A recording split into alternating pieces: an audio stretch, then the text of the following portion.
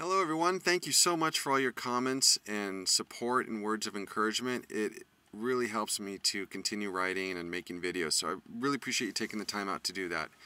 The topic today is I had a really challenging day as far as the mind, the monkey mind. And what the monkey mind is that little voice that's constantly going in your head, blah blah blah blah blah blah blah blah blah blah blah blah blah blah.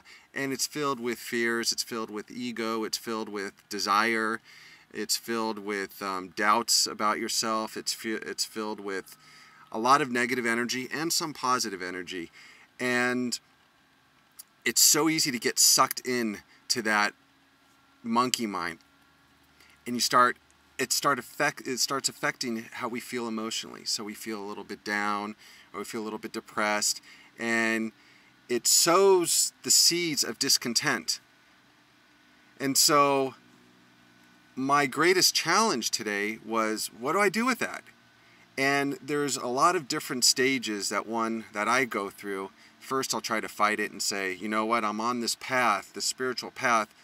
How can this happen? I'm not going to let this happen, the monkey mind take over my day or take over my spiritual being, how I feel.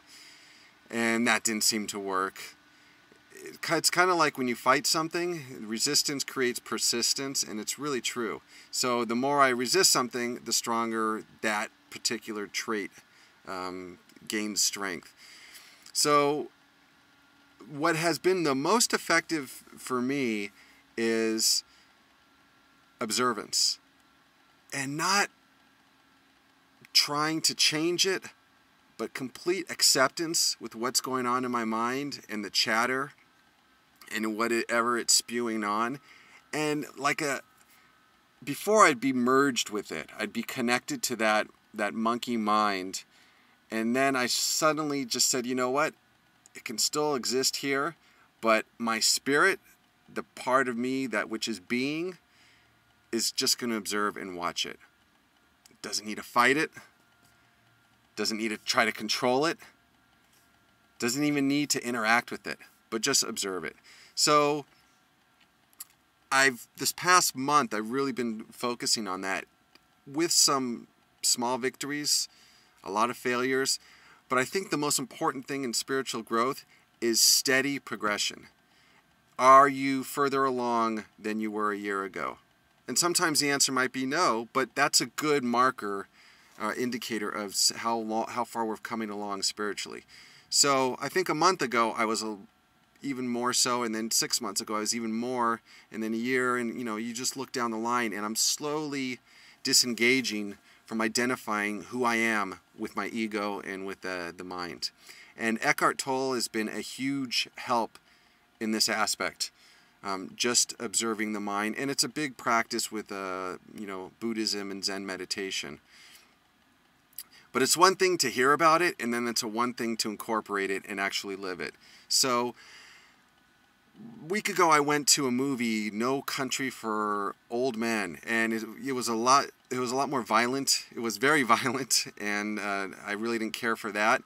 But the bad guy was such a menacing, foreboding character, intimidating and scary. And some of the scenes, I could feel my heartbeat and get totally drawn in with what's going to happen next, and nervous and covering my ears and stuff like that. Yeah, maybe I'm a big baby, but it was like I was there. It was like I was living what was going on within the movie.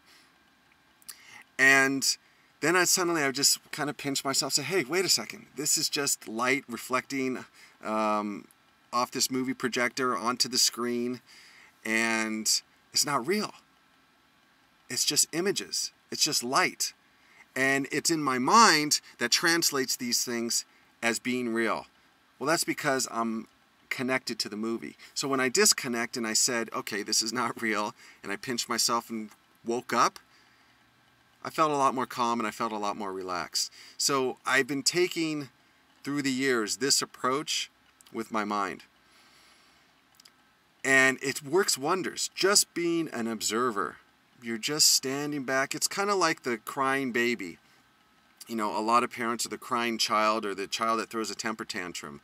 Most parents feel they need to control and intervene and get the child to stop crying, where this approach will let the child cry itself out, and just, unless it obviously needs something. I'm talking about if it doesn't get what it wants. And this, so what I've done is let the mind, because the mind and the ego and with all the baggage that it carries, wants me to get drawn into its drama. And so I just observe it, and it deflates.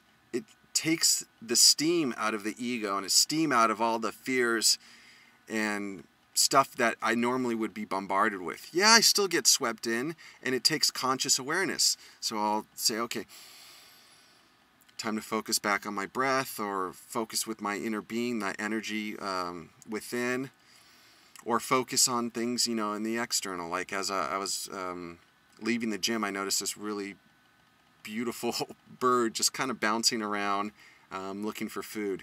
So all these things are effective tools in which to be free, to become more enlightened.